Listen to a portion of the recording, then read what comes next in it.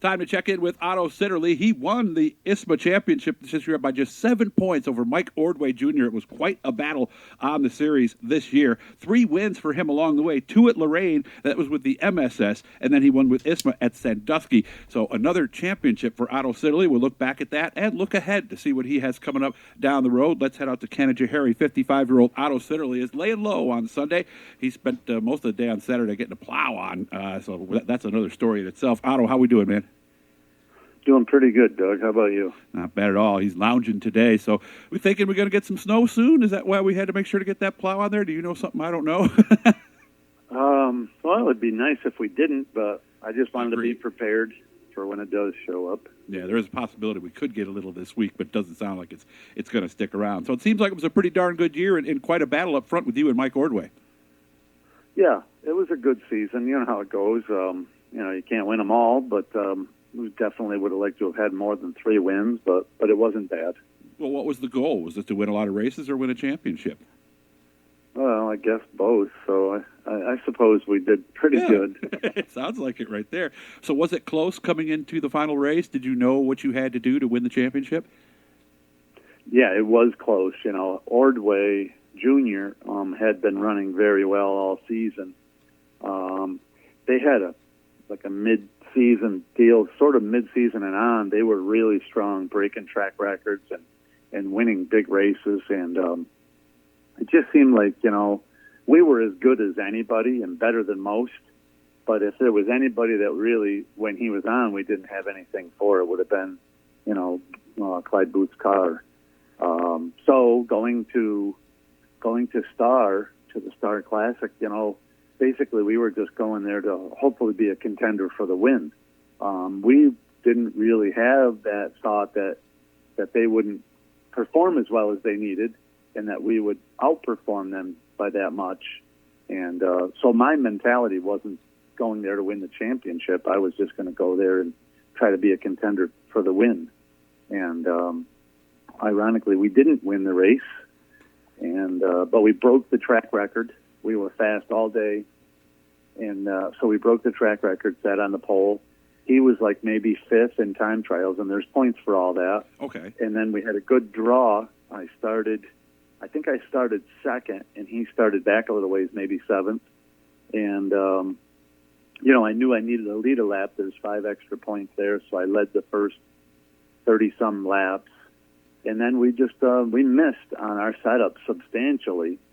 And I believe it was just tire stagger, but we've been on the last 2 races we've really run there, the last 2 classics there, we've been on both sides of our stagger, and the cars acted accordingly each time. So if we ever get it just right in the middle, I don't really know why. I think because there's no heat races there, we tend to struggle with nailing the stagger for the feature. You just run those tires a few laps, and it really throws us out of our realm of running a heat race and sizing them hot. So it's sort of a little bit of a different deal there. Sounds like a challenge. Yeah. Ironically, each of the last 2 features there, we've been well above our stagger, and this time well below it, and we just didn't, we were good for a little while there, and then once that right front tire went, the car pushed the whole rest of the race. We ended up 4th.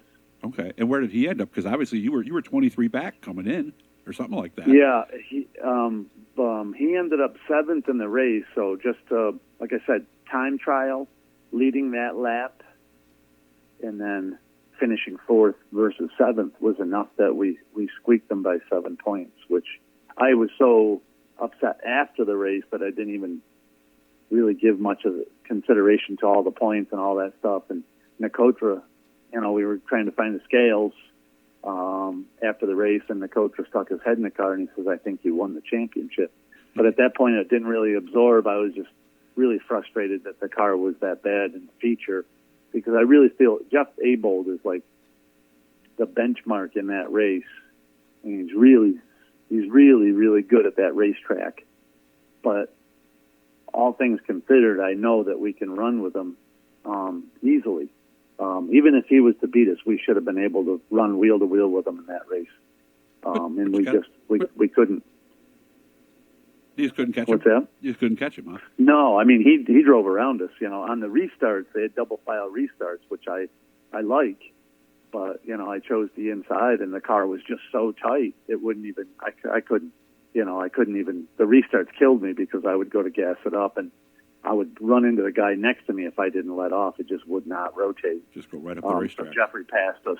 Yeah, he passed us on one of the restarts, and I think Dan Bowes, and then another late race restart was Ben Seitz was in Vic Miller's car. Once we got rolling, I sort of catch back up to the second and third place guys, but I couldn't do anything with them. It just wouldn't turn. So you go from disappointment with the run, going in there thinking you needed to win the championship, and you get it anyway.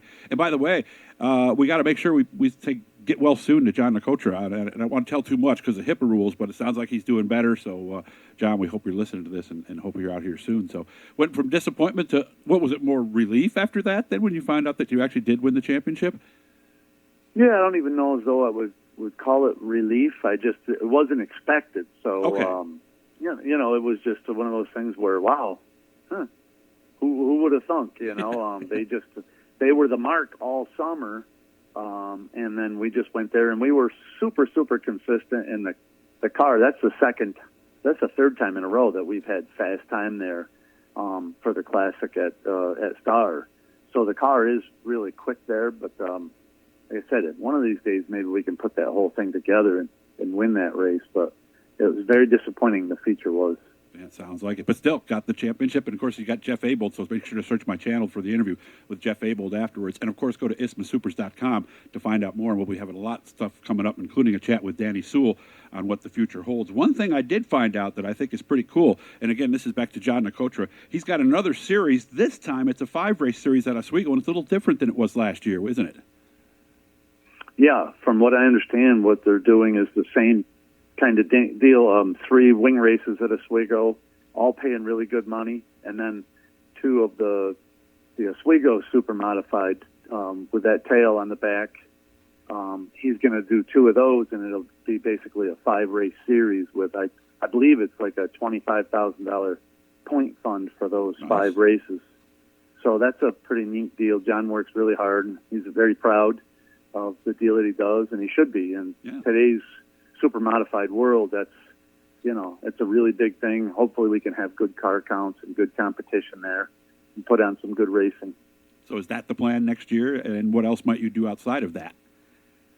Yeah, for me, we haven't really talked in depth about what we're going to do, but my mentality is I would definitely run Johnny's races at Oswego, especially those wing races. And then I believe Allison is interested in running. I just don't know to what extent. I would imagine she'll run those 2 races of Johnny's with the Oswego tail. And then we won Friday night at Sandusky this past season, and we were a close second on Saturday night. So I like that track. I always have over the years. So I would imagine we'll go do the high miler. So even if I just ran those 3 races at Oswego, and then we went and ran the high miler, that'd be 5 races for me. That'd probably be enough. I'm not sure if there'd be much more than that or not.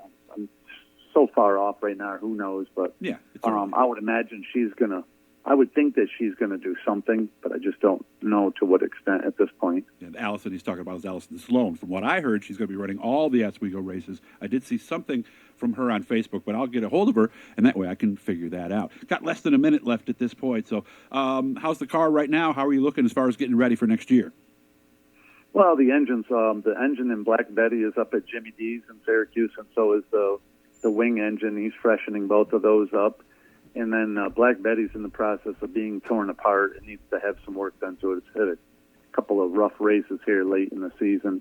And then the blue Oswego car is basically just needs some body work from the Classic deal there. And I'm sure they'll all be ready come May. I'll make sure I come out and see you soon. And, again, congratulations. And, Johnny, get better, man. We need you out at the racetrack. So he's getting his stuff freshened, so he'll be good to go. Otto, I appreciate your time, and I'll talk to you again soon, man. Thank you very much. Sounds like a deal, Doug. Thanks for calling. Hey, hit that bluey guy, subscribe, turn on notifications, hit the thank you button if you can, and we'll be talking to lots of other folks here in the next few weeks from the ISMA and, of course, the Oswego Speedway world.